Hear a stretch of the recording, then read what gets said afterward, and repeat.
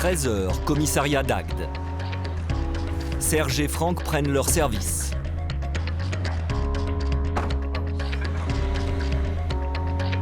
Un appel radio les envoie prêter main forte à une patrouille de police qui vient de saisir un chargement entier de marchandises douteuses, prêtes à être vendues sur un marché. On s'est aperçu que dans le camion là, il y a une marchandise qui est en état de putréfaction. Alors rien qu'à ouvrir, tu sens l'odeur, regarde ce qui se passe. C'est ce qui va dans les étals, dans les marchés. Ça sent bon, non? Vous voyez un peu l'état de décomposition de toute cette viande. Regardez. Ça transpire de tous les côtés. Regardez. Voilà un peu la marchandise découverte. La gueule des poulets. Alors, je ne sais pas un peu la validité. On va vérifier un peu. Oh, c'est un état de putréfaction. Il fait combien là-dedans là? Là-dedans, je dirais qu'il doit faire dans les 25 degrés. 25-30 degrés. La chaîne du froid n'y est plus depuis bien longtemps.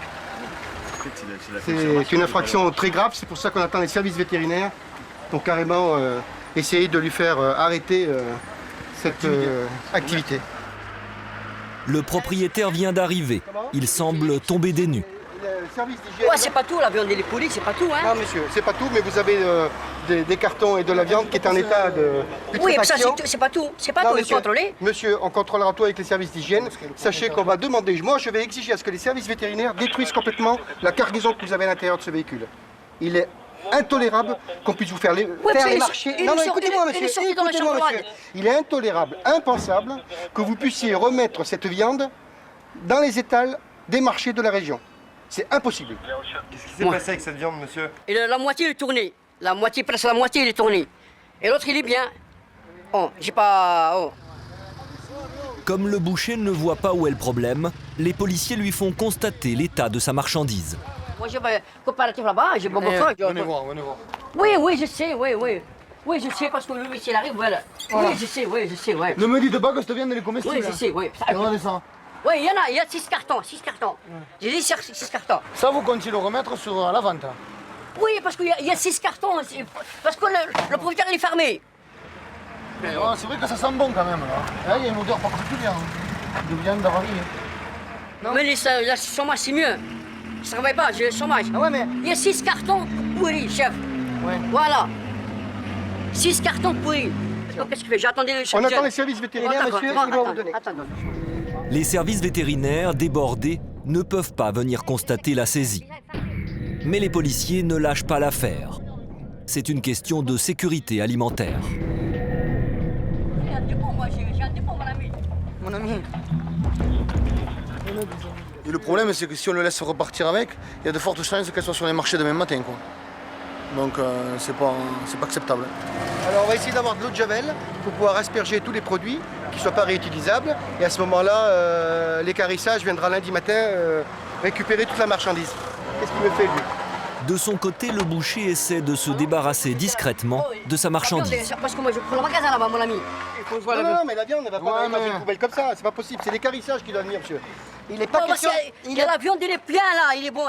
Écoutez, monsieur, il est hors de question de mettre la viande avariée dans une poubelle de la ville comme ça. C'est pas possible. Allez, ramenez. Non, j'ai les sacs, mon ami, j'ai les sacs. Alors, ce qu'on va faire dans un premier temps, vous allez venir avec nous, vous allez prendre votre camion. Oui. On va vous diriger à côté du commissariat. Il faut que je fasse un inventaire de la viande qui est bonne, soi-disant, et celle qui n'est pas bonne pour la destruction. Le brigadier-chef Salvatore Miraglia prend l'initiative de réquisitionner le camion. Pour lui, le boucher n'est pas un cas isolé. C'est la haute saison et certains commerçants sont prêts à tout pour gagner un maximum d'argent. Je pense qu'en été, les gens ne s'imaginent pas, mais effectivement, ça arrive assez souvent. Et comme vous avez pu le voir, on a quelques 200 kilos de viande qui est avariée et qui serait dans les étals très prochainement. Comme la personne, l'artisan vous l'annonçait, il comptait faire les marchés dès demain matin. La marchandise va-t-elle être détruite? Que risque ce boucher? Vous verrez que pour cet homme, les problèmes ne font que commencer.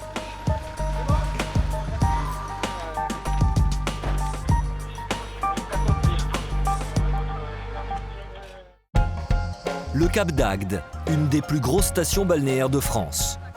Chaque été, des milliers de touristes viennent ici pour profiter de la mer et du soleil, mais aussi pour s'amuser. En quelques semaines, la population de la ville passe de 20 000 à 250 000 habitants. Plus de touristes, mais aussi plus d'accidents sur terre, comme sur mer. Et plus d'agressions et de délinquance. Alors pour éviter que les vacances ne virent au cauchemar, pompiers, sections de police et unités de gendarmerie renforcent leurs effectifs. Tous sont sur le qui-vive 24 heures sur 24, pendant 2 mois et demi.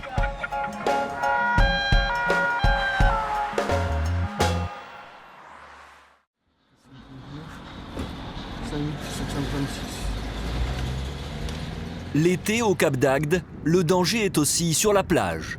Ce jour-là, Serge et Franck s'y rendent d'urgence. En fait, on va assister les collègues à surveillance de plage pour faire sortir les jeunes du lot, vu que la mer a pris une tournure un peu dangereuse. Apparemment, ils ont des problèmes pour faire sortir les jeunes de l'eau. Ils sont là. La mer est très agitée. Le drapeau rouge interdit la baignade. Mais certains vacanciers sont incapables de résister à l'appel des vagues. Les sapeurs-pompiers, nageurs, sauveteurs sont débordés. Les risques d'accident sont réels. Comment ça se passe hein? C'est la grosse merde, il n'y a personne qui veut sortir de l'eau. Tout ça, il faut les faire sortir là Et depuis tout à l'heure, on essaye, et ça marche pas. Il n'y a que là ou surtout, c'est surtout le... Même de l'autre côté, il y a un sur les Escouboués tout à l'heure. Le problème, c'est qu'il n'y a personne qui veut sortir de l'eau et la baignade est dangereuse aujourd'hui, donc il y a des courants et il n'y a personne qui écoute. Donc, malheureusement, après, sur les fins de la soirée, il va risquer d'y avoir des morts. Pour éviter un drame, c'est à grands coups de klaxon et de sifflet que les baigneurs sont rappelés à l'ordre. Vous sortez, madame, s'il vous plaît. Tous ne comprennent pas forcément que c'est pour leur bien. Ouais, non, mais vous m'aurez essayé, tout le monde va faire pareil, on va pas s'en sortir, d'accord? Moi, c'est ça, je suis en Atlantique et puis c'est tout. Pourquoi les gens râlent en général? Parce qu'ils payent pour aller à la plage. Et quand on leur dit que c'est interdit de se baigner, il faut une sale tête, c'est normal. Il faut être compréhensible avec eux, ils viennent là pendant une semaine, et si on leur interdit de se baigner pendant 2 jours, ils vont faire la tête quoi. Certains n'apprécient pas ces mesures de sécurité trop draconiennes à leur goût. On va se faire rembourser notre location, ça sert à rien. On n'a pas le droit de se baigner. Oh non, on n'a pas le droit de se baigner. En colère, ça Oui, énormément. Pour une fois qu'on peut profiter des vagues. En temps normal, elle est calme la plage. Alors là, on peut s'amuser. Vous pensez pas que c'est pour votre sécurité? Oh, écoutez, on est à quoi? On est à 5 mètres de la berge. Je vois pas où on peut se noyer. Hein. Et donc les gens sont pas conscients du danger, quoi? Pas du tout. Pas du tout. En plus, ils ont des enfants, ils savent comment ça se passe. Il y a déjà eu pas mal de morts ces derniers temps, et là, apparemment, ça leur fait ni chaud ni froid. C'est difficile.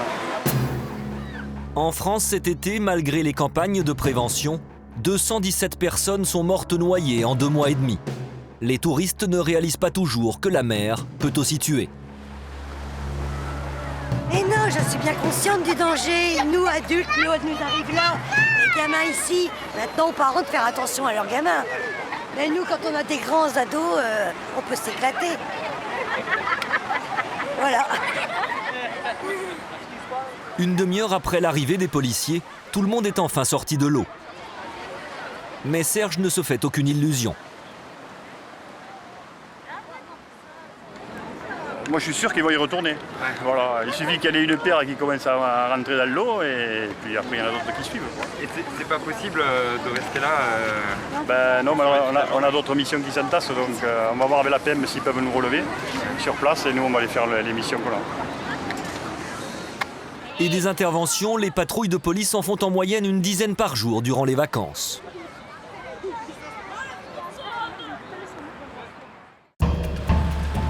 Au commissariat, le brigadier-chef Salvatore Miraglia est toujours sur l'affaire de la viande avariée. Vous allez me sortir, monsieur. Tout ce carton, celui-là. Attends. Tout celui-là, périmé. Tout périmé? Oui, tout périmé, monsieur. Tout périmé. Ouais. Ce sont des cartons de poulet, alors? Oui, mais c'est des Alors, poulets. on a 1, 2, 3, 4, 5, 6, 7, 8, 9, 10, 10. 11 cartons de poulet. Alors, L'équivalent d'une centaine de kilos de poulet périmés. Et l'inventaire ne fait que commencer. C'est une nougat. nuggets de dinde de 2 fois 8 kilos. On a des brochettes de dinde. 3 fois 5 kilos. Après, on a des ailes. 5 kilos. Les kilos de viande avariée s'amoncellent. Mais pour le commandant Audouy, inutile de continuer. Les services vétérinaires viennent de donner leur feu vert pour détruire la marchandise.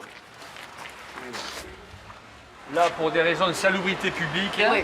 il est évident qu'on ne peut pas vous maintenir Oui, je sais, oui, avec monsieur ce l'officier, camion rempli de marchandises avariées. Non, Donc, non, c'est pas pour le jeu. vous allez partir donc avec un représentant de la mairie d'ici au centre d'équarrissage à Marossa. J'ai déchargé la marchandise. Vous allez la décharger, elle va être détruite. Après l'autre, le bien. Il y a le marchandise, il est bon là-bas. On travaille demain pour manger un pain. Elle n'est pas réfrigérée dans des conditions Non, de je vais réfrigération normales. Vous ne pourrez pas la conserver. Voilà, monsieur. On ne peut pas aller au-delà des choses. Hein. Là, il y va de la santé publique des gens. Hein. Allez, c'est parti. Le convoi prend maintenant la direction du centre d'équarrissage sous bonne escorte. Il est situé à une vingtaine de kilomètres d'Agde.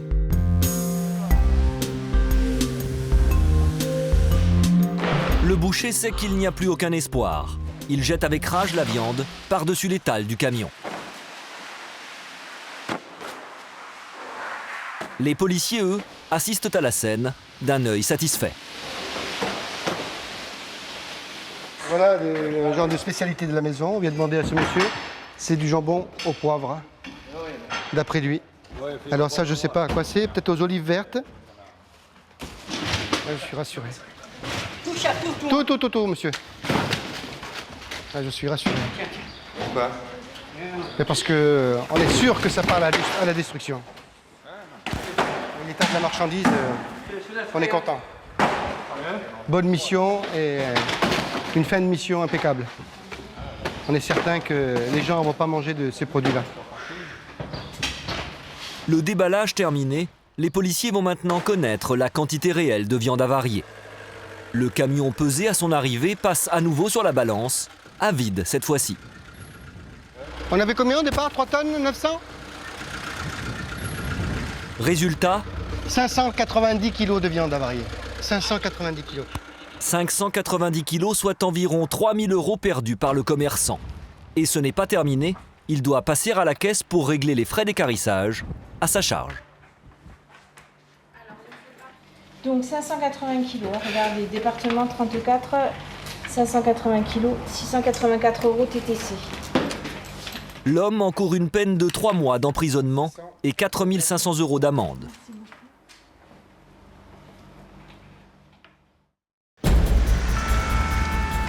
L'été, les vacanciers s'amusent.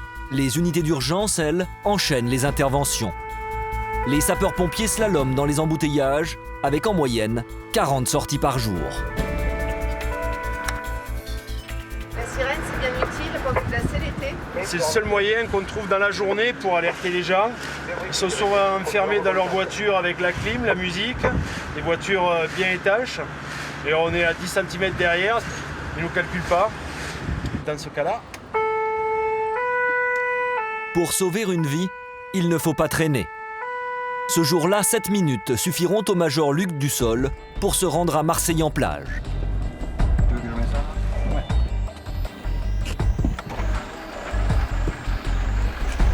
Un cycliste vient d'être renversé par une voiture. L'homme est mal en point. Le médecin du SMUR s'assure que sa vie n'est pas en danger.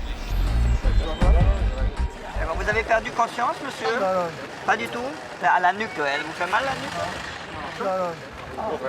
Ce soir. Mais apparemment, il y a une fracture de la jambe, bon, il y a un trauma crânien, donc après les radios, il n'y a pas eu de perte de connaissance, donc ça nous laisse assez serein. Mais il va falloir passer des radios certainement pour approfondir le bilan. Ça, c'est assez fréquent, l'été, ces genres d'accidents? Ça arrive, vu le monde, vu la population qu'il y a, effectivement, ça arrive quand même. Le médecin doit à présent réduire la fracture. Une manipulation douloureuse, mais nécessaire.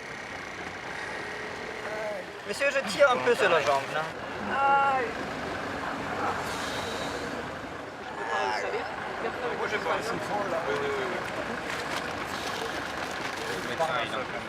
Allez, levez.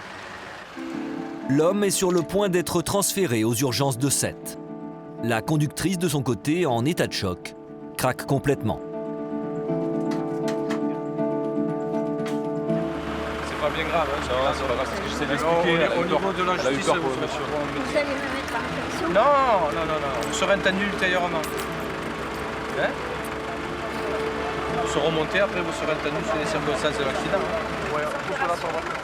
Pas trop, non. Quand vous êtes responsable d'avoir approché quelqu'un comme ça, que vous risquez de l'avoir tué, vous vous rendez compte? J'ai entendu crier, ça peut vraiment. 10 minutes plus tard, la victime est transportée dans une salle de soins des urgences. L'homme est encore sous le choc de l'accident. Vous laissez faire, on va vous passer à côté, d'accord? Oui, faites ce que vous voulez. Hein. Voilà, c'est fini. Qu'est-ce qui s'est passé? Eh bien, j'ai traversé, il n'y avait personne, mais la voiture était loin. Alors j'ai traversé sur le passage à côté. Et puis tout d'un coup, pouf, je me suis senti renversé. J'ai senti le coup, mais je pensais que la voiture se serait arrêtée. Ouf. Justement, j'ai traversé le passage de l'autre côté, je fais attention pour... Parce que les gens passent trop près des voitures. Hein. Les voitures passent trop près des vélos. Hein. C'est un accident de quoi? Accident vélo. Voiture. Vous étiez en vélo ou en voiture? En vélo. Il s'est fait renverser. La priorité du médecin, s'assurer qu'aucun organe vital n'est touché. On a aussi une plaie crânienne. Et certaines questions surprennent le patient. Donc, voilà, il a perdu connaissance ou pas? Non, pas de. Vous vous souvenez de tout? Ah oui. Au niveau du ventre, ça va? Ouais. Si vous voulez faire pipi, vous y arrivez là? Ah, je sais rien. Relâchez le sphincter pour faire pipi. Et faire caca. Relâchez le sphincter pour faire caca. Vous pouvez ou pas? Oui, compliqué. Comment ça, c'est compliqué? Monsieur, c'est pour voir si ça fonctionne et si vous ressentez tout ça. C'est important. Dans le dos, vous avez mal ou pas? Non. Respirez bien fort la bouche ouverte. Juste voilà, un peu, ça fait pas. Respirez bien fort la bouche ouverte. Non, mais donc là, apparemment, on a uniquement... on va se concentrer sur la jambe, puisqu'il y a pas mal au ventre. Donc il n'y a pas de problème abdominal, il n'y a pas de problème thoracique, il n'y a pas de problème cardiovasculaire. La peau est un peu coupée, mais il y a certainement une fracture d'un os. Donc on va considérer ça, c'est une fracture ouverte. Un bilan plutôt rassurant pour le médecin, mais difficile à accepter pour le patient.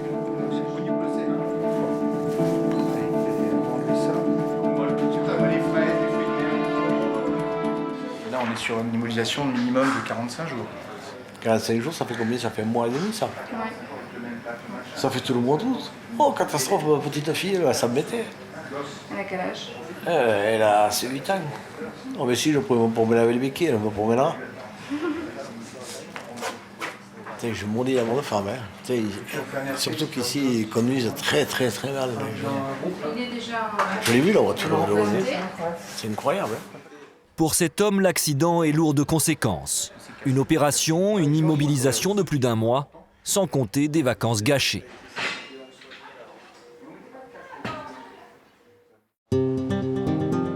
Les interventions sont tellement nombreuses que cette caserne de gendarmerie fermée l'hiver ouvre de juin à septembre. Tous les hommes sont sous les ordres de l'adjudant-chef, Jean-Marie Sevrac.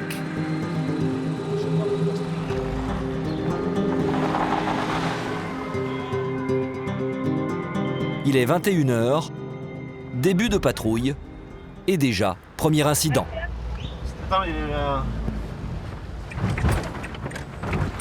Bonsoir.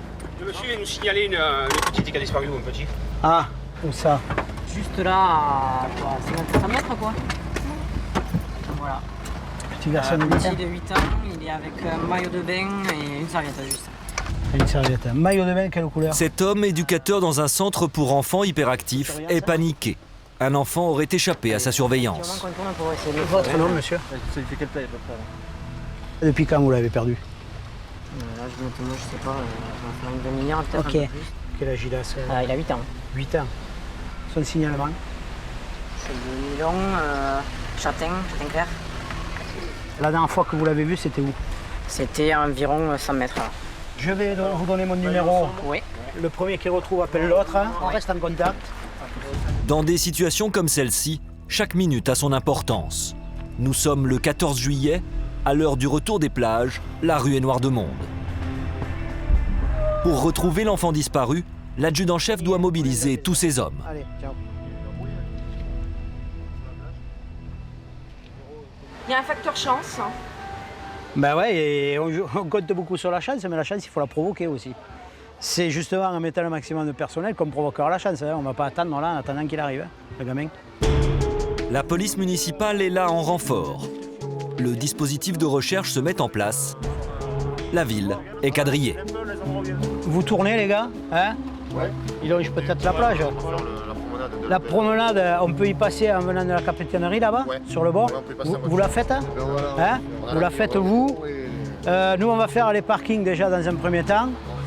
Ok. D'accord. On y va. Il faut aller vite parce qu'on ne sait jamais, il peut se retrouver au bord de la route, se faire renverser. Il n'est pas à l'abri aussi d'une mauvaise rencontre. On peut tout imaginer, il faut prendre tous les risques, imaginer qu'il peut tout arriver pour justement éviter que ça arrive. Voilà, donc il faut agir très vite. On le retrouvera, j'espère. C'est parti. Les unités patrouillent aux abords des plages. Chaque rue est passée au peigne fin. L'adjudant-chef Sevrac, lui, dirige les recherches depuis le poste des sapeurs-pompiers. Il centralise les informations. On a fait jusqu'au canal, pour l'instant il n'y a rien, donc on repart de l'autre côté. Ouais, ok. Et la police municipale, elle est en train de faire le port là-bas. À la rigueur, il dit qu'il n'aime pas la foule, mais c'est pas impossible qu'il puisse aller dans la foule. Hein. Le mec, il est perdu, on ne sait pas comment il va réagir. Hein. Ouais, ok. Le temps passe, la tension monte. L'enfant a disparu depuis plus d'une demi-heure. Ok. Allez, à plus.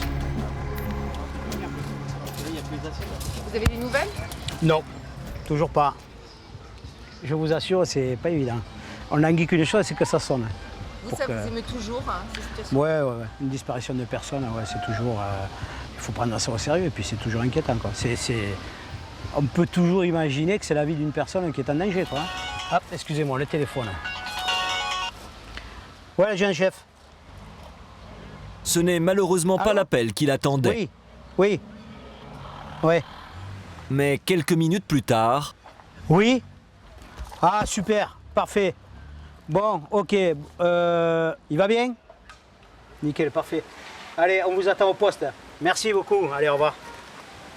Bon, ben, c'est l'éducateur qui vient de le retrouver au bord de la plage. Voilà, donc maintenant, il faut que je rappelle tout le monde pour annuler. Mais bon, tant mieux, c'est fait. Je suis content. Parce que c'est assez frustrant de rester là et de ne pas participer aux recherches. Mais c'est bon, je suis content, parfait. L'enfant ne réalise pas que ça aurait pu être grave. Bonjour, jeune homme. Alors, qu'est-ce que tu nous as fait? J'étais juste à la mer. Ah, ça te manquait la mer? Ouais. Dis-le aux éducateurs quand tu t'en vas comme ça, ok? Non, je les avais pas vus. Ah, tu les avais dit pas d'attendre. Ouais. Parce que je regardais les masques. Après, j'ai demandé pour savoir où c'était la mer. Et j'y étais. Voilà. Et je suis restée. Bon, ok. Allez, tant mieux, ça va, tout va bien. Merci. Ben, dites. Merci à vous, c'est vous qui l'avez trouvé. Ouais, mais bon. Allez, bonhomme. C'est la première fois, mais bon, ça... Ouais, non, mais il faut pas hésiter, c'est comme ça. Ok? Allez, messieurs. Merci. Au revoir. Merci. Au revoir, de rien. Au revoir. Un dénouement heureux. Et les vacances peuvent reprendre leur cours normal, mais cette fois-ci, sous haute surveillance. Ciao. Ciao. Quelques heures plus tard, sur le port du Cap d'Agde, c'est le traditionnel feu d'artifice du 14 juillet. Pendant que les estivants assistent au spectacle, les sapeurs-pompiers sont aux aguets.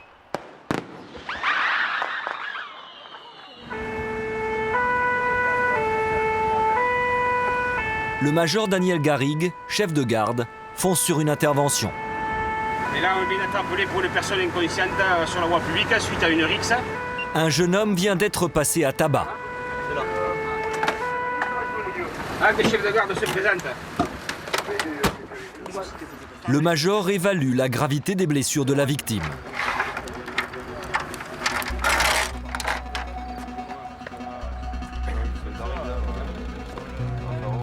Les jambes tu les sens quand tu te les touches? Tu la bouges doucement la droite? Ah oui. Ok. C'est toi qui t'es allongé ou tu es tombé? Ils vont se tomber, ils vont me les coups de pied. D'accord, bon, on va te laisser allonger un petit moment. Hein. Tu as un joli cocard et tu saignes du nez, hein. C'est pas dramatique. Hein.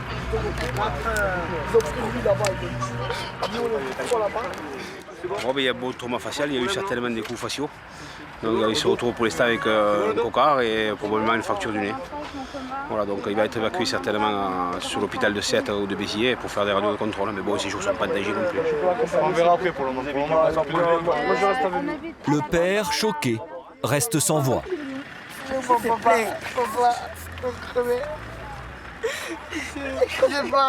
C'est des noirs. De leur côté, les copains de son fils, témoins de l'agression, sont à cran. Ils n'ont pas à faire ça. Ils n'ont pas à faire ça.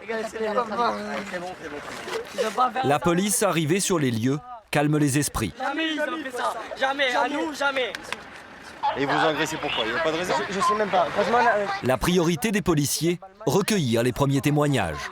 ils se sont arrêtés. C'était comme voiture? Clio noir. Clio noir? J'ai pas. À l'intérieur, c'était quoi? Des individus comment? Non, Mars. Ils étaient noirs, arrêtez. On va dire la vérité. Ils étaient noirs, mais je sais pas. Vous êtes capable de les reconnaître, monsieur? Oui, mais sur les reconnaître. Moi, avec lui, on peut les reconnaître. Tous les deux. Bon, allez, on y va. Restez calme, ils sont interpellés. D'accord? On peut les reconnaître, je me reconnais. Un appel radio les prévient qu'un groupe de jeunes correspondant au signalement donné vient d'être interpellé par une autre patrouille. Ils s'y rendent aussitôt, accompagnés d'un témoin. Non, c'est mieux. Bon, vous pouvez en reconnaître combien? Je sais pas, 3, bien, oui. Bon, vous savez pas comment elle est arrivée cette... Non, je sais pas. Il n'y a pas eu de raison? Non, il n'y a pas eu de raison. Ça n'a pas commencé en boîte? Non, on n'est même pas rentré en boîte. On s'est fait refouler, on est rentré, on a dit bon. Qu'est-ce qui s'est passé là? Ben, en fait, on s'est fait agresser juste là, on rentrait de pub, parce qu'on s'était fait refouler dans une boîte. Donc on rentrait dans un truc et notre copain s'est fait agresser. Donc voilà.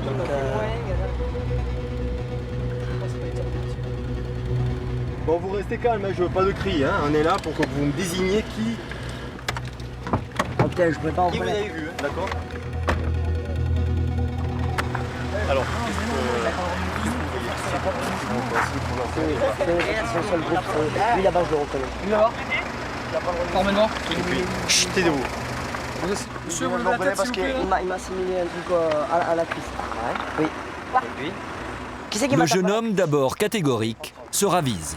Après donc. Non, c'est vraiment. Je sais pas, je vais dire. Non, c'était une Clio. Non, c'était une Clio. Regardez, c'était une Clio. C'était une Clio, c'était pas celle-là. Non, c'était une Clio. Elle était comment la Clio? C'est une Clio, les avant-dernières Clio. C'était pas les Twingo, c'est une Clio. Quelle couleur? Noir aussi, mais c'était pas eux. C'était pas eux. Je ne veux pas assimiler des gens qui ne sont pas dans l'affaire. Donc voilà. Les policiers habitués à ce genre de revirement n'abandonnent pas. Allez, je reste là. Le problème, c'est voilà, quand ils sont face à face, ils peuvent changer d'avis. Là, le timing il est assez serré. Pourquoi? C'est quand même, ils sont quand même interpellés, donc je veux dire vis-à-vis de la loi, on a intérêt à se faire assez rapidement. On ne peut pas interpeller une personne comme ça pour sans raison. Vous aviez des fortes présomptions, quoi. Ah, tout à fait. Seulement voilà, sans témoignage, ça ne tient pas. De retour sur les lieux de l'agression, les policiers repartent aussitôt en chasse, avec un autre témoin. La victime, elle, est sur le point d'être transportée aux urgences de Béziers, sous le regard impuissant de ses parents. C'est pas possible.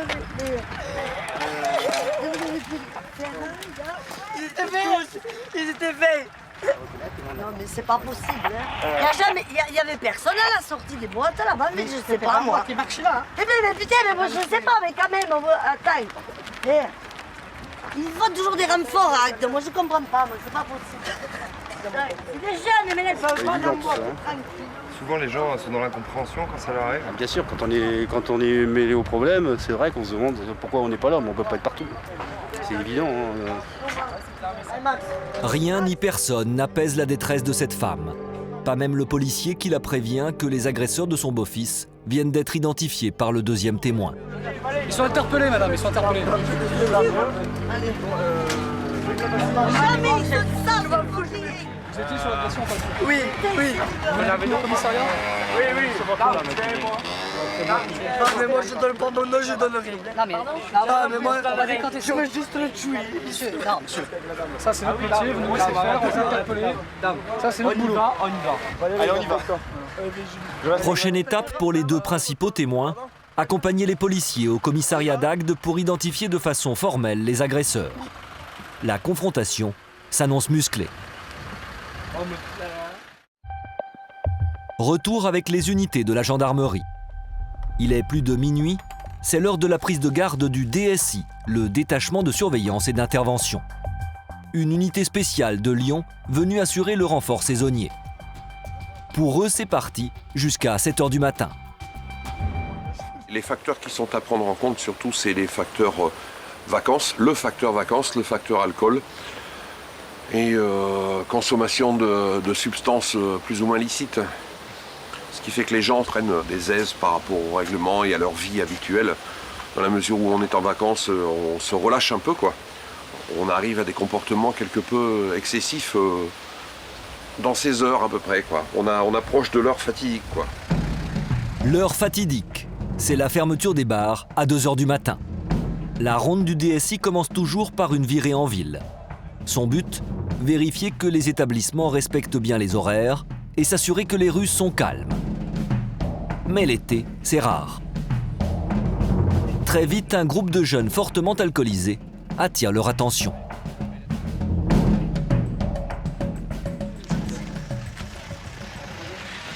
Et lève-toi, tu vas finir en prison. Allez, debout, debout. J'appelle ton père. Il est avec vous? Non, on s'est arrêté parce qu'il était pas bien, on l'a mis en prison. C'est son petit frère. Mais on sort jamais ensemble, on s'est croisés. Je dis tout à maman, je t'avertis. Alors, on va y aller doucement, hein? Allez-y. Bon. Voilà ce que je vous disais tout à l'heure, au sujet de la population qui sort des bars et qui est ivre. Alors maintenant, il faut qu'ils retrouvent le chemin pour rentrer chez eux. Bon, a priori, là, ils sont accompagnés par un camarade qui est bien plus sobre qu'eux. Donc, on va voir s'il arrive à gérer. C'est un peu difficile à analyser, mais enfin bon, je sais que personnellement, je suis père de 2 enfants qui ont à peu près leur âge, quoi. Donc, c'est inquiétant, oui. C'est inquiétant de les voir boire jusqu'à tomber et à ne plus du tout avoir de conscience, quoi. Bon, a priori, il arrive à gérer. Malheureusement, ces jeunes ne sont pas les seuls dans ce cas-là. En France, plus d'1 jeune sur 10 consomme régulièrement de l'alcool.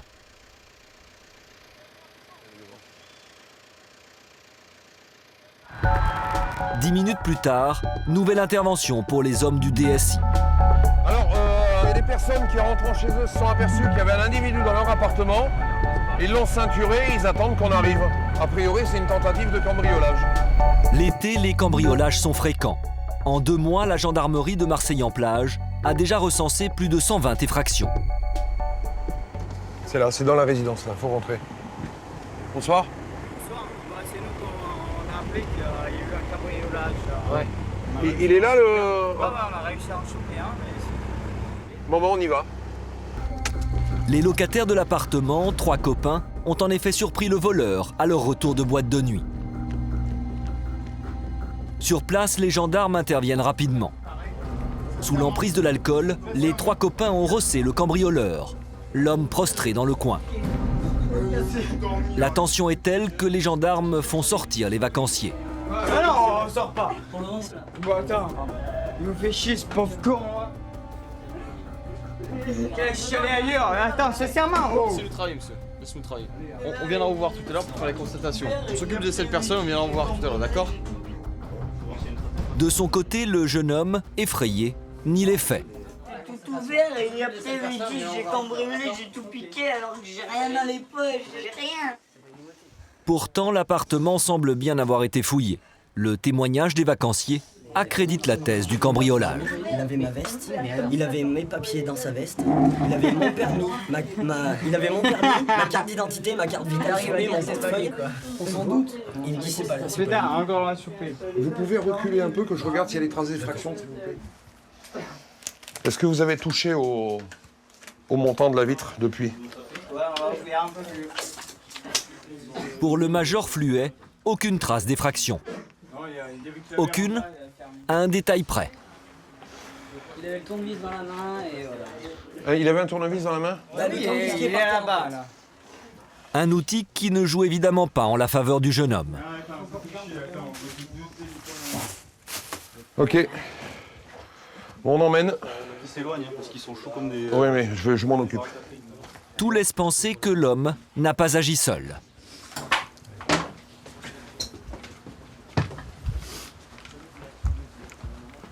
A priori, il y a 3 téléphones portables, un appareil photo numérique, les clés de voiture,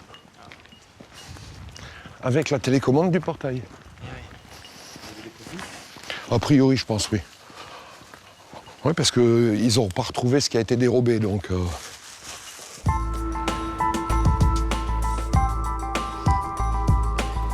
Ouais, de DSI Vias, donc on a interpellé un individu concernant le cambriolage sur Marseillan. On le ramène au poste de Vias. Il faudrait que tu réveilles l'OPJ de permanence. Pour le jeune homme sur le point d'être interrogé, ça commence mal. J'ai pris des gants, mais en fait, comme a priori, eux, ils y ont touché aussi. Ces objets pourraient bien accabler le mis en cause. Morceau de serrure. D'accord. Mais pour l'instant, il ne semble pas disposé à parler.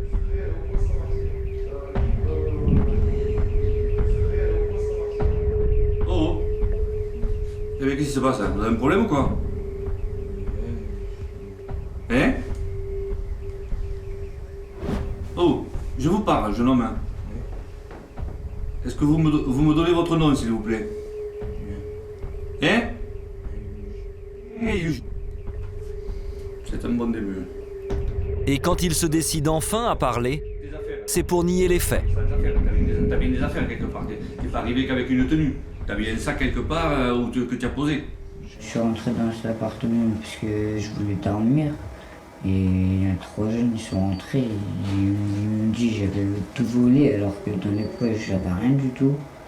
Et ils m'ont défoncé. Ouais, pourquoi il leur manque des choses alors si t'as rien volé? Je sais pas, en fait, tu t'expliqueras plus tard.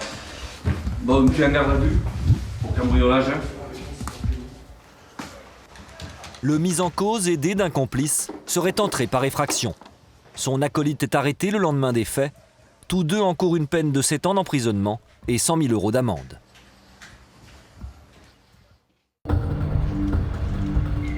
Au commissariat d'Agde. Retour sur l'affaire du jeune homme agressé. Est-ce qu'il y en a un qui peut faire le KO pour voir les antécédents déjà? Au total, 8 personnes sont mises en cause. C'est un moment clé, celui de l'identification. C'est eux. On est d'accord? Ouais, c'est bon, retourner là-bas. Ne fais pas stylé. C'est bon, c'est bon. Ne fais pas stylé. Tu ne connais pas. C'est bon. Mais ces jeunes, originaires pour la plupart de la région parisienne, ont eux aussi leur version des faits. Ils sont malades. Qu'est-ce qui s'est passé? En fait, ce qui s'est passé, c'est que le groupe que vous venez de voir, ils ont agressé un autre groupe qui était avec nous, mais qu'on ne connaissait pas du tout. Ils ont voulu nous agresser, nous aussi. Mais ils n'avaient pas vu que nous, tous les 5, on était derrière. Ils avaient vu que eux deux, devant. Donc ils se sont mis à leur faire des doigts, nanana. Lui, il lui a dit, ouais, mais arrête, c'est pas comme ça. Et dès que nous, on est sortis, il a fait, non, non, c'est bon, j'arrête, nanana. On a fait, c'est vous qui avez frappé les autres. Non, non, arrêtez les mecs. Et après, c'est parti de là. Ils m'ont poussé. Après, ils l'ont poussé et lui, il a défendu et c'est parti de là. Comment vous arrivez à garder le sourire comme ça et tout, ça vous inquiète? C'est comme ça. Chez nous, c'est pire. Chez nous, c'est pire. Qu'est-ce que vous voulez? Non, je vous dis, c'est juste que celui qui gagne, en fait, il a perdu. Nous, par exemple, la bagarre, on l'a gagné. Mais là, c'est nous, on est en tort. Parce que c'est nous, on a gagné. Vous voyez? Sinon, on aurait perdu, on serait venu se plaindre. On s'est fait taper. Et ben, c'est nous, on serait rentré chez nous. Je vous dis, hein, eux, ils font ça dans la banlieue parisienne, dans n'importe quelle cité, ils repartent pas, ils reviennent pas. Je vous promets qu'ils reviennent pas ici comme ça. Ils seraient déjà peut-être dans le coma, vous avez déjà entendu, les gens ils se font frapper, ils sont dans le coma. Nous encore, après on l'a laissé, leurs potes ils sont courus, et lui j'ai essayé de le relever, il voulait pas se lever, on l'a laissé, on est parti, je suis parti. Voilà, maintenant il faut qu'ils assument. Ils reconnaissent les faits, mais plaident la légitime défense. Pour l'instant, ils doivent prouver qu'ils n'ont pas agi sous l'emprise de l'alcool.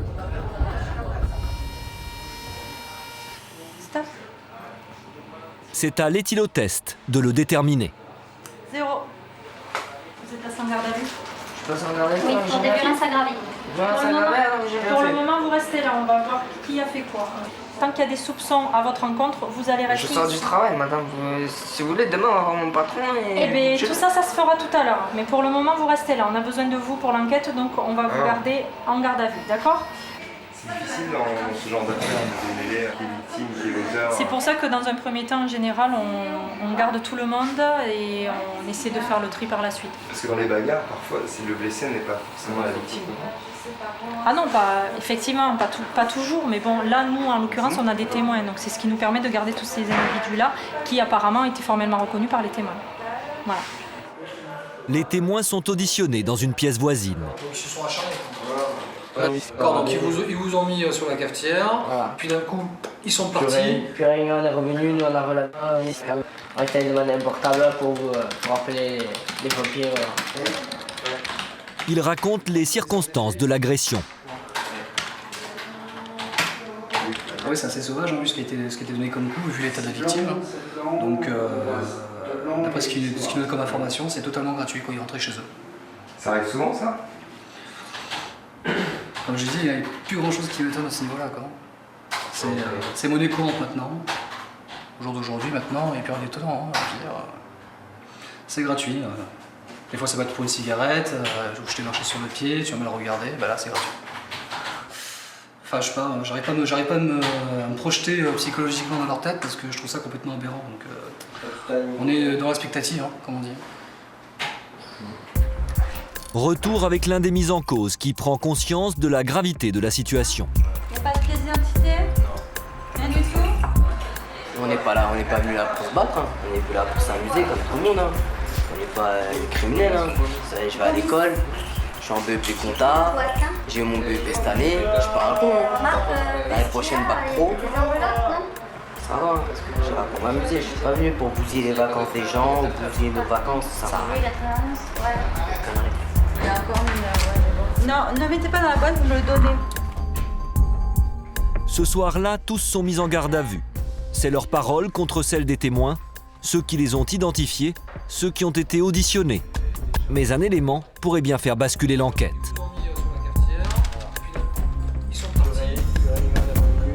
Quand les auteurs nous ont été désignés par ces témoins-là, nous on ne sait pas. On ne savait pas que, effectivement, ces témoins-là étaient les amis de la victime.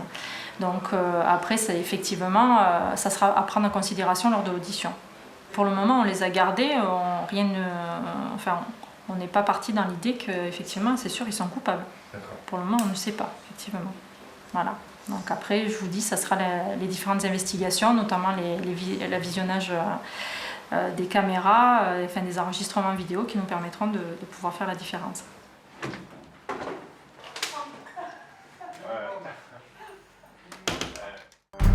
Les enregistrements sont ceux des caméras de vidéosurveillance de la ville. Une vingtaine au total, disposées discrètement entre Agde et le Cap d'Agde. Les axes les plus fréquentés et les plus sensibles sont ainsi filmés 24 heures sur 24. Difficile donc d'échapper au contrôle du centre de surveillance urbain qui travaille en étroite collaboration avec la police. Le lendemain matin, le commandant Audouy compte beaucoup sur les bandes pour résoudre son enquête. Bonjour, commandant Audouy. Mme Guéraud. Bonjour, non, Madame Joubert, la secrétaire, Mme Gouraud à côté. Bonjour. On vient récupérer les bandes, en tous les cas les visionner pour voir si elles sont exploitables, pour établir le rôle de chacun des participants. En effet, l'agression de la veille aurait été filmée dans sa quasi-intégralité. Donc l'individu est au sol et nous pouvons nous rendre à l'évidence que d'autres individus s'acharnent sur la victime. Effectivement, les images parlent d'elles-mêmes. Et l'autre qui va donner un coup de poing. Voilà. 6 secondes de coup de poing. Il a été manifestement rossé par ces individus qui sont parfaitement identifiables. Les tenues vestimentaires également sont identifiables. Eh bien, on va pouvoir établir effectivement que 5 d'entre eux ont participé plus activement aux violences commises.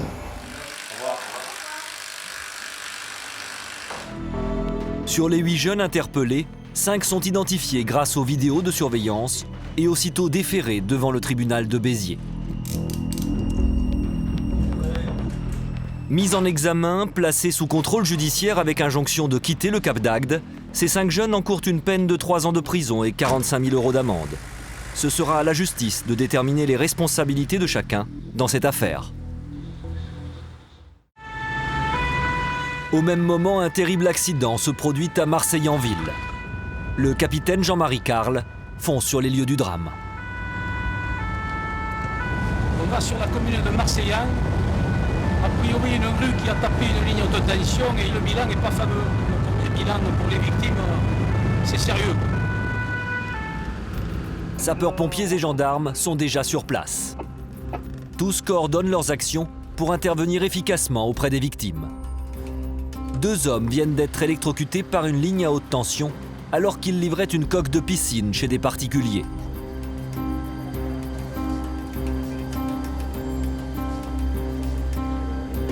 Le colonel Cassard et le capitaine Bonafous dirigent les opérations. On savait que c'était grave, on avait 2 personnes, 2 victimes potentielles en arrêt cardio-ventilatoire. Donc c'est pour ça qu'on a envoyé le maximum de moyens. Mais malheureusement, quand on est arrivé, c'est déjà trop tard, quoi. Parce que bon, c'est du 20 000 volts. Donc voilà, ils ont été tués sur le coup, quoi. Là, ça pardonne pas. Vous êtes foudroyé par la main, donc ça remonte au cœur et ça redescend par les pieds. Donc là, je veux dire, c'est un arrêt immédiat cardiaque. La difficulté, c'est qu'on ne peut pas approcher. Tant que EDF n'a pas isolé la ligne, nous-mêmes, si on touche la victime, on peut être électrisé. Et pour les habitations alentours, il n'y a pas de risque, hein? Non, pour les habitations aux alentours, il y a tout qu'à disjoncter, hein, donc pour l'instant, il n'y a pas de risque, quoi. L'homme qui a prévenu les sapeurs-pompiers est encore traumatisé. Par hasard, je passais à ce moment-là et le premier était en train de se consumer. Et j'ai essayé de réanimer le second, puisque je suis infirmier diplômé d'État, mais en vain. Il avait déjà été projeté et secoué. Vous avez pris des risques? J'ai pris des risques, mais en essayant de les mesurer quand même. Oui, on prend toujours des risques quand on s'approche de quelque chose comme ça, c'est évident. Mais en essayant de mesurer et surtout de ne pas toucher le véhicule qui faisait contact avec la deuxième victime. Selon les premières constatations, la grue du camion aurait touché la ligne à haute tension, située quelques mètres au-dessus du véhicule, alors qu'elle soulevait la piscine pour la décharger dans le jardin. Le colonel Cassard ne cache pas son désarroi. Et puis là, il passe pas, regardez, vous avez 2 arbres. Je comprends pas ce qu'il voulait faire. Parce que même s'il la pose là, mais après il faut l'amener là-bas. Alors il aurait tiré peut-être, je sais pas. Vous savez, dans ces cas-là, on ne sait pas ce qui se passe aussi, parce que c'est facile de dire après. Hein. Après, on peut tout dire. Hein. Et là, quand même, les fils, on les voyait. Hein. Ils passent pas là. Et puis en plus, vous avez le téléphone là. C'est malheureux. Hein, mais... C'est l'accident, hein. L'accident bête qui coûte la vie à 2 personnes. Ceux qui interviendront, ils mettront sur pantalon, gants et tout ça, on a 2 qui le dégageront quand on aura le feu vert de l'EDF. Sécurité oblige, les sapeurs-pompiers doivent s'équiper de leur tenue anti-feu pour accéder au corps. Les techniciens EDF, eux, déchargent la ligne à haute tension. Les gendarmes saisis de l'affaire relèvent les premiers indices. L'enquête révélera les circonstances réelles de l'accident et les responsabilités de chacun. À une dizaine de kilomètres de là, au Cap d'Agde, personne n'imagine le drame qui vient de se produire. Il est 13 h, c'est l'heure la plus chaude de la journée. Et en mer, c'est l'heure de pointe. Les bateaux qui naviguent au-delà de la bande des 300 mètres ne sont pas à l'abri d'un accident ou d'une collision. Alors pour éviter le pire, cet espace de navigation est placé sous l'autorité des gendarmes de la brigade nautique côtière. Un cross-mètre de Golf 8909 pour contact. L'été, avec le trafic, la mer peut vite se transformer en autoroute. Les gendarmes sont là pour contrôler et verbaliser ceux qui ne se plient pas à la réglementation maritime. Le problème sur l'eau, c'est que les gens ont l'impression d'être réellement dans un espace de liberté. Donc où on peut tout faire impunément ou des choses comme ça. Mais là, on est là pour remettre les choses dans le bon ordre. Et à peine sorti du port, la vedette de la gendarmerie repère un bateau qui file à vive allure. Une vitesse dans les 300 mètres et dans le chenal, une vitesse excessive. Elle est de combien là? 5 nœuds. Et d'après vous, il est à combien? On va le savoir. Pourquoi il ne s'arrête pas? Il ne s'arrête pas parce qu'il ne sait pas qu'on lui a fait signe, il n'a pas compris qu'il était en infraction, il ne le sait peut-être même pas lui-même. Les gendarmes se lancent alors à sa poursuite.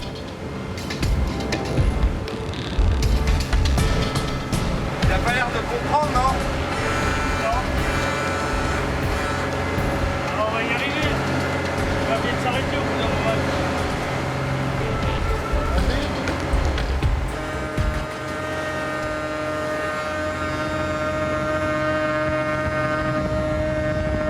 Quelques minutes plus tard, le plaisancier réalise enfin que les gendarmes le poursuivent. Attention à la vague. Messieurs, dames, bonjour. Vous savez quelle vitesse vous devez naviguer dans le chenal? Non. Vous étiez dans le chenal, hein? Vous sortiez. Et de toute façon, vous étiez en deçà des 300 mètres de la digue. Donc c'est 5 nœuds aussi. Voilà. Je vais monter à votre bord, monsieur. Le plaisancier en infraction garde malgré tout le sourire.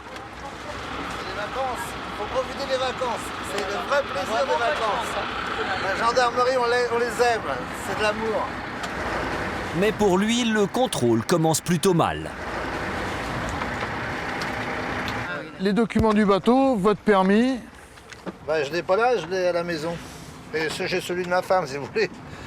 Je vais vous donner une provocation et puis vous me présenterez le... Visiblement, l'homme est connu des services de la brigade nautique. C'était avec cette vedette. Ouais, c'est ça. Et c'est mon collègue qui était à bord et c'est moi qui pilotais. Ouais. Et vous avez déjà eu un avertissement pour la vitesse ce jour-là? Ouais, déjà eu ça, oui. Si mes souvenirs sont exacts. Non, mais tout à fait. Mais là, j'étais sorti quand même. Là, vous n'êtes pas chic avec moi. Ah non, vous n'étiez pas sorti. Vous n'étiez pas sorti. Vous pensez que ce genre de contrôle vous gâche un petit peu votre plaisir? Non, du tout. Non, ils font leur boulot. Hein, Non, il faut bien quelqu'un qui Ils font contrôle. leur boulot. Et Enfin, faut pas non les plus, gens qui soient tomber dans contrôlés, hein. l'exagération inverse non plus, vous savez. Le gendarme contrôle maintenant le matériel de sécurité. En extincteur, vous avez quoi? Oh là là. Et il a été révisé quand? Je l'ai depuis 2 ans, celui-là. En principe, sur un bateau, l'extincteur doit être vérifié chaque année. Le vacancier tente alors de se rattraper. Et celui-là, tant qu'il est dans le vert, il est... Mais là, il est dans le rouge. À peine, ouais. Côté extincteur, l'homme n'est pas en règle. Une négligence qui peut coûter cher, très cher en cas d'incendie. C'est ce qu'il y a de pire, le feu à bord d'un bateau.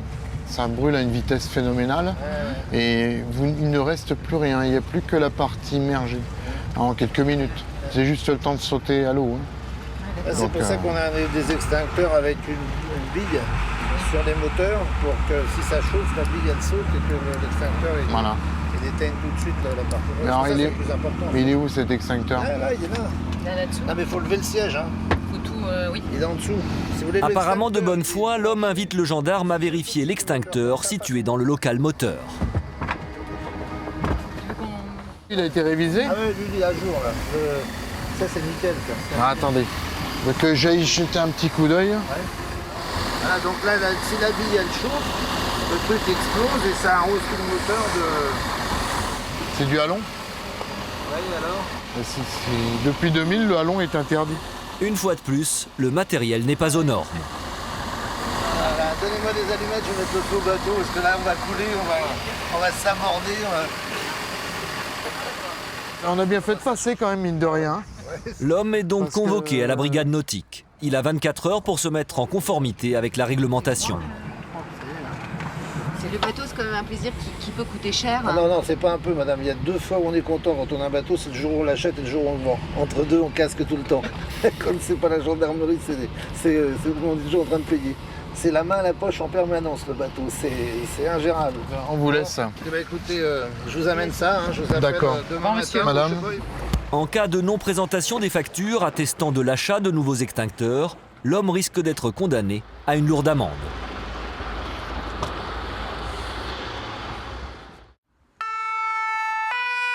Retour à la caserne des sapeurs-pompiers, où la voiture du médecin est déclenchée d'urgence. C'est un gamin de 6 ans qui a eu une PCI environ de quelques secondes, qui suspicione une fracture du poignet. D'accord, donc un enfant de 6 ans, un traumatisme crânien avec perte de connaissance brève. Sac de VRM se présente. Le jeune garçon a fait une mauvaise chute de vélo. Une perte de connaissance chez un enfant est souvent mauvais signe. Sur place, le médecin cherche donc à évaluer son état, même s'il semble avoir retrouvé ses esprits. Comment tu t'appelles, mon grand? Oui. Tu peux me dire si tu arrives à bouger tes doigts? Non, mais moi, je peux pas. Tu peux pas bouger? D'accord. Tu vois, je vais juste aller là. Ça fait mal.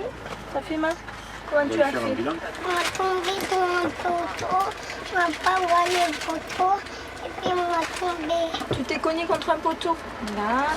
L'enfant a un discours cohérent, mais le médecin veut en savoir davantage sur les circonstances de l'accident. Elle interroge alors son frère aîné. Personne n'était là en fait, c'est lui qui raconte. Ça arrivait avec ses frères. Donc c'est toi qui as assisté à la chute. D'accord. Il a pas perdu connaissance? Non, il était un peu fatigué, mais ça Il t'a répondu tout de suite? Ouais. Bah, des fois, il était un peu lent, mais j'y parlais tout le temps, quoi. D'accord. Bah, il était en vélo et il y a les poteaux en bois là, qui mettent le long des trottoirs. Bah, il était un peu perdu, il en est pris un et puis il est passé par-dessus le vélo, en fait. Puis voilà, il est tombé sur le bras, puis ça y a cassé le bras, quoi. Ça va, tu sais pas, c'est cassé le bras, maintenant. Ah si, attends, je l'ai relevé, il avait le bras comme ça, c'est bon. On est arrivé ce matin, en vacances. Commence mal. Ça va aller, oui. Hein? Ouais, t'es un costaud, toi. Hein? Si l'enfant n'a pas perdu connaissance, son bras semble cassé. Il doit être transporté aux urgences de Béziers. Le major Henri Grimal le surveille de près. Encore sonné par sa chute, le jeune garçon peut faire un malaise à tout moment. Non, dans 5 minutes, on est arrivé. Tu dors pas, hein, plus. Promis. Il faut être vigilant à toutes les personnes que l'on ramasse au sol suite à un accident ou un malaise. Et là, tout particulièrement parce que c'est un gamin avant tout où il a des difficultés à nous dire là où il a mal et suite au stress, malgré que sa maman soit là. Et là, il a eu quand même une secousse. Hein.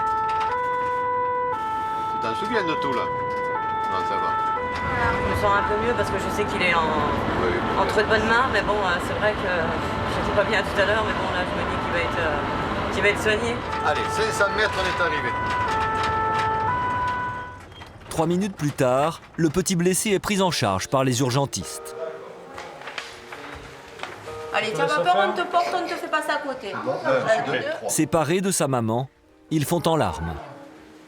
Alors, comme ça, maman reste avec toi. Colle-la pour que la maman puisse rester avec. Restez avec lui, hein? Évitez qu'il pleure. Là, voilà. Allez là, maman. On va le rentrer? Les soins s'enchaînent. En attendant le médecin, le personnel s'assure que ses plaies au visage ne sont pas graves. Non, c'est le... Je te nettoie juste l'œil, hein. C'est de l'eau. C'est de l'eau. Bah, ça fait vraiment que t'as pas mal à l'œil. C'est juste de l'eau qui te met pour t'enlever le sable que tu as. Ah, t'as pas mal, t'as pas de plaie. C'est parce que tu as du sable. Allez, je te laisse. Allez. Pierre, le médecin, se livre maintenant à un examen clinique plus approfondi de son bras. On va aller tout doucement. Mais je vais pas dire Est-ce que tu peux bouger les doigts? Non. Bouge un petit peu les doigts, d'accord. Est-ce que tu sens bien quand je te pince là? Oui. Non? Tu sens pas? Ferme les yeux. Tu sens pas bien quand j'appuie là? Là, oui. Tu sens un peu quand je touche, d'accord. Partout? Bon, clairement, sur l'examen, on a probablement une fracture ici au niveau de l'humérus. Et ce qui ça arrive souvent chez les enfants, c'est qu'on a une fracture de la palette humérale ici, au niveau de l'humérus, qui nécessite une opération. Très probablement. Mais avant l'opération, le garçonnet doit passer des radios. Il doit donc changer d'attelle, une manipulation a priori indolore qui effraie souvent les enfants. Alors pour dépasser les craintes du petit patient, les médecins ne manquent pas d'astuces. Tu vas le voir peut-être? Oui. On va te faire respirer dans un petit masque. Qui va te soulager. Ça va te faire du bien, tu auras beaucoup moins mal avec le masque. D'accord? Tu donnes la main à maman? Allez. Tu respires bien dans le... Tu vois, regarde le ballon. Faut que tu souffles pour le gonfler. Respire fort. Non, mais regarde-moi, regarde-moi. Il va, lui? Voilà la tête. C'est la tête, Une fracture du coude, des articulations, c'est douloureux. Même une fracture ordinaire, ça fait mal. Donc là, c'est quand même une articulation, mais c'est vrai que ça va être très douloureux. Moi, j'ai jamais eu, mais le peu que j'ai vu en 37 ans, ça fait très mal. Ils t'ont remis un truc, regarde. Allez, on a changé la couleur, c'est tout. Et on l'a mis un peu plus haut, puis on va aller faire les radios. Non? Toujours un petit peu, il faut gérer la douleur, gérer l'angoisse. Là, il a quand même l'impression qu'il est assez agité. Mais bon. Oui. Là, il est mal. Ouais, là, t'as mal. Il sera opéré le lendemain. D'accord? Allez, on l'amène à la radio. 5 jours plus tard, malgré son plâtre, il retrouve le sourire. Heureux de venir à la plage en famille. La baignade s'est terminée pour lui, mais heureusement mettre les pieds dans l'eau n'est pas contre-indiqué. À condition bien sûr de rester prudent, et Catherine, sa maman, veille sur lui. Faut pas aller trop loin là-bas parce que tu sais, après, tu prendras pas l'eau. Tu sais qu'il faut pas bouger de là. Tu veux te mettre. Au total, 2 mois de plâtre.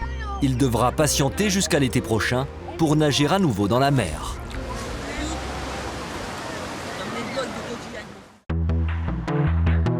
Comme tous les lundis, Caroline Belda, commissaire de police à Agde depuis 2 ans, se rend à la mairie pour une réunion de coordination de sécurité.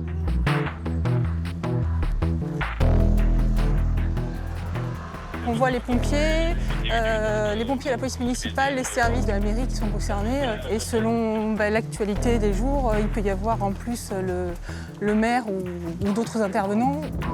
Et ce jour-là, à la mairie, tout le monde est sur le pied de guerre. Des gens du voyage occupent illégalement un stade de rugby. Alors, ces jeunes du voyage. Pour le député maire Gilles Détor, pas question de subir cette situation plus longtemps. Donc on a 32 caravanes. 32. Bon, là, on joue vraiment notre crédibilité sur cette affaire-là, parce que sinon, et je dirais au préfet cet après-midi, à quoi bon avoir fait des aires d'accueil si on n'est pas capable de mettre dans des aires d'accueil ceux qui ne veulent pas y aller. Et il est hors de question qu'il reste 2 semaines-là, ça me bouge. Je le dis très clairement, là, il faut qu'on mette le paquet du paquet du paquet. Les consignes sont claires, les gens du voyage doivent quitter les lieux le jour même. Et c'est le commissaire Caroline Belda qui va diriger les opérations.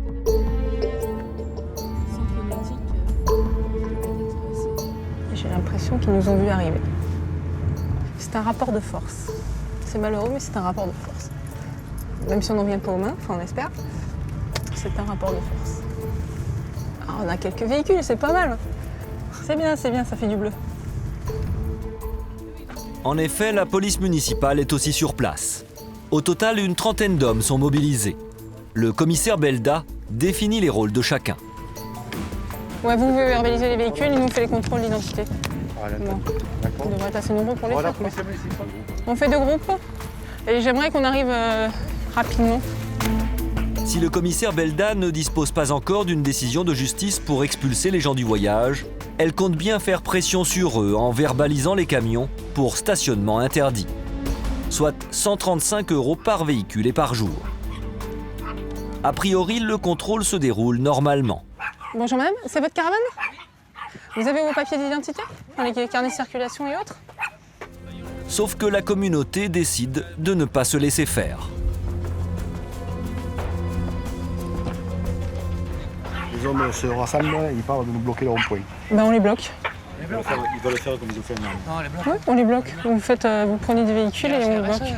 Non, non, non. Ils menaceraient de bloquer la circulation, donc on va les bloquer avant qu'ils nous bloquent, ça sera aussi simple. Est-ce que je peux avoir votre carnet de circulation, monsieur? Non. Monsieur, s'il vous plaît, si vous me le présentez. Vous manifestez si vous voulez. Moi, j'ai rien du tout à vous donner. Si vous détruisez ne serait-ce que quelque chose, vous serez placé en garde à vue. Il y a 100 qui arrivent des caravanes. On savait que vous allez venir, vous inquiétez pas. Bloqué.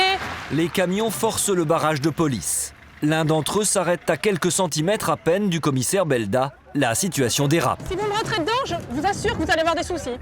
Vous calmez, vous coupez la circulation. Non, non, non, non. Recule, je te dis. Allez-y. Recule, dégage, allez-y, on vous embarque. Allez-y, monsieur. Qui est le responsable? C'est qui le responsable? Pour éviter que ça ne dégénère davantage, le commissaire Belda négocie avec le responsable. Elle veut le convaincre de rejoindre l'aire d'accueil municipal. L'aire d'accueil, même qu'elle ait coûté 10 millions, 30 millions, 100 millions d'euros, déjà d'une, elle est à côté d'une décharge publique. Donc moi, je vais pas me mettre à côté d'une décharge publique. C'est du goudron en plein Kenya et en plus, il n'y a pas la place. Il y a 42 emplacements, donc vous avez la place. Et nous, on s'en ira pas sans décision d'un juge. On partira pas comme ça. Donc ça, c'est clair et net, on s'en ira pas sans référé. Visiblement, l'homme connaît bien la loi. Sans référé judiciaire, il sait que les forces de l'ordre ne peuvent pas les expulser. Le commissaire Belda propose alors une solution de repli. La mairie vous propose le parc Lano à côté des autres. Bon, on veut bien aller le voir par contre. Vous voulez bien aller le voir? Oui, on veut bien aller le voir. Direction le parc Lano, situé à quelques kilomètres du stade. Mais cet espace est déjà occupé par des évangélistes.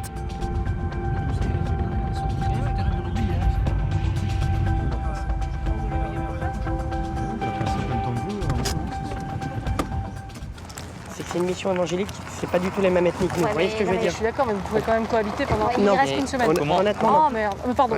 Ouais, non, mais c'est du bon français. Là, sincèrement, non. Oh non, mais faut arrêter, quoi. Non, non. Alors, on veut bien chercher des trucs, mais là, non, là, moi, honnêtement, je cautionne plus, quoi. On attend la décision du juge. Ah non, mais au bout d'un moment, non. Les gens du voyage refusent le compromis.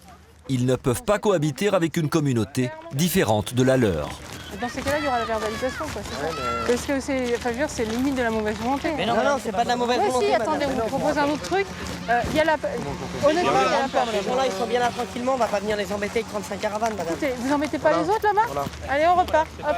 Non, moi je discute plus, c'est bon, on a proposé, c'est bon. Hop. Ça suffit. Ça suffit, j'en ai marre de discuter. Les négociations échouent. C'est l'impasse. En désespoir de cause, le maire saisit la justice. Bon. On va y arriver. Je sais pas si ça va vous satisfaire en fait. Hein. Donc le maire a priori déposé un référé en urgence qui risque d'être exécutoire dès demain. D'accord, bon il n'y a pas de problème. Bon, on attend demain. Le problème c'est qu'après dès qu'on sortira par la force, parce qu'on va sortir, on va pas c'est pour ça qu'on préfère que ça se passe comme ça. Mais dès qu'on va sortira, quoi. on ira directement dans l'île des loisirs, on restera sur la route avec les caravanes et tout. Oui, mais là, si vous faites une entrave à la circulation, c'est autre chose. Ça sera autre chose, mais on est déterminé, on le fera. Là, on est 35. Si on est expulsé demain ou après-demain, on sera 150. 3 jours plus tard, le jugement n'a toujours pas été rendu. Alors, pour éviter le blocage du Cap d'Agde, les autorités tentent de trouver un arrangement avec la communauté. On a trouvé une solution avec la préfecture et tout. Oui, madame Lasso est venue au commissariat, puis je l'avais eu. Donc, je ne sais pas si elle vous a donné la destination. Une commune voisine accepte de mettre un terrain à leur disposition. C'est un stade, mais désaffecté. Je veux dire, il n'y a pas de complications, on gênera personne. C'est très bien. Je vais dire l'année prochaine. L'année prochaine, mais on essaiera de le faire autrement. Oui, on essaiera. On essaiera de le faire autrement. Nous, ça a bien passé, c'est le principal. C'est bien passé, on a réussi à s'entendre et à faire avancer le public. Bon, c'est très bien. Et ça, c'est super. Allez, au revoir. Bon, on attend que vous soyez partis. Les gens du voyage acceptent finalement de partir 24 heures avant le référé. Toutes les voitures quittent les lieux dans le calme. La pelouse du stade n'est pas dégradée. Mission réussie pour le commissaire Belda.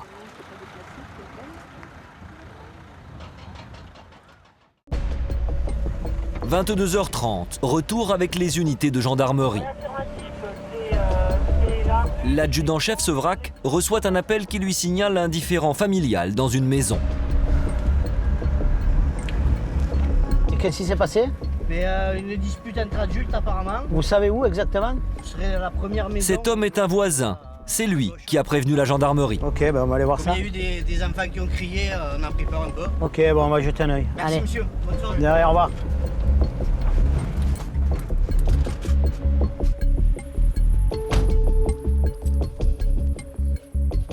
Sur place, la maison paraît déserte. S'il vous plaît. À quelqu'un?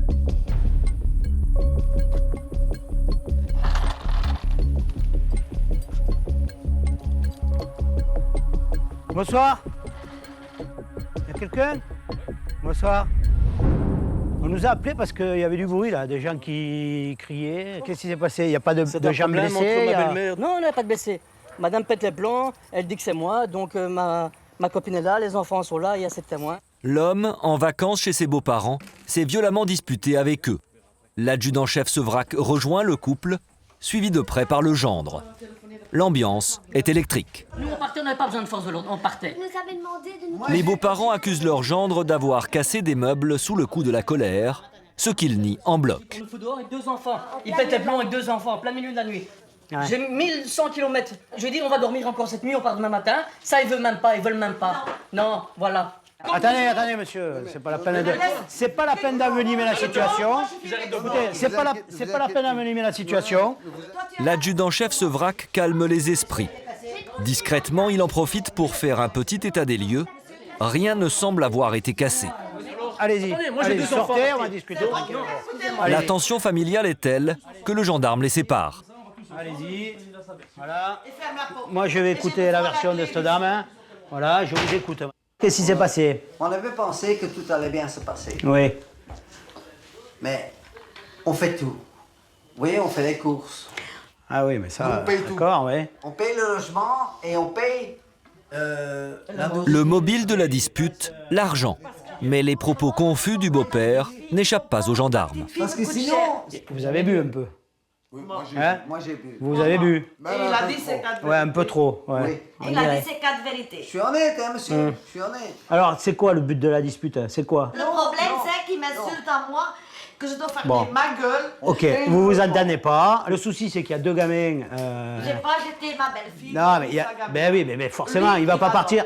Ben lui, il va pas partir sans sa compagne et sans les gamins, forcément. Donc les gamins, ils vont. Seulement sa compagne, c'est ma fille. Ben oui, mais votre fille, elle est majeure, elle est vaccinée, elle fait ce qu'elle veut, quoi. Si elle veut partir avec, elle part avec. Hein. Vous pourrez pas la retenir. Voilà. Bon, on va voir avec eux. Ok? Ne buvez plus, monsieur. Hein. Mais non, je bois plus. Vous voyez où ça amène les... Le gendre, lui, n'excuse pas le comportement de son beau-père. Qu'est-ce que vous faites? Et moi, ce qui m'a fait chier, je le dis honnêtement, c'est que tous mes affaires, elles étaient dans le buisson. Restez là, monsieur, c'est pas la peine de... Tous mes affaires étaient dans le buisson. Ouais. Ça m'a fait chier, les clés de ma voiture, tout dans le buisson. Et on nous demande de partir avec 2 gosses. C'est quoi ces gamineries? Et tout ça devant les enfants. C'est toujours les enfants, dans ces cas-là, qui morflent. Hein? Bon, oui, mais bon, la situation, c'est les adultes qui l'ont voulu. Hein. Ben ouais, c'est les adultes, voilà. les cons. Pour des conneries, apparemment. Ouais, les adultes, c'est des cons. Moi, je te le dis, autant moi que toi. Moi que toi. Chassé de la maison par son beau-père, le gendre doit quitter les lieux dans l'heure avec femme et enfants. Pourquoi? Tu sais comment elle est quand elle a bu un verre, tu sais. Pourquoi? T'es content de mettre 2 enfants dehors? Allez, on vous laisse, hein? Ok? Bon, monsieur, vous les laissez charger leur voiture et ils partent, et puis voilà, quoi. Ok? Pas la peine d'envenimer la situation. On reste là, de toute façon. Hein. Allez, bonsoir. L'adjudant-chef craint que le départ se passe mal. Il préfère rester à proximité de la maison. Des cas comme celui-ci, il en voit souvent. C'est des disputes stupides, comme il y en a beaucoup. Je pense que le père ne supporte pas son gendre, et puis voilà, quoi. Et le moindre accrochage, ça part de suite. En plus, quand les gens sont alcoolisés. Hein. Cet été, les gendarmes ont procédé à une trentaine d'arrestations et réalisé plus de 300 interventions. Le commissariat d'Agde a placé 150 personnes en garde à vue, parmi lesquelles une dizaine a été incarcérée. Quant aux sapeurs-pompiers, ils ont réalisé près de 1500 sorties et sauvé une centaine de vies.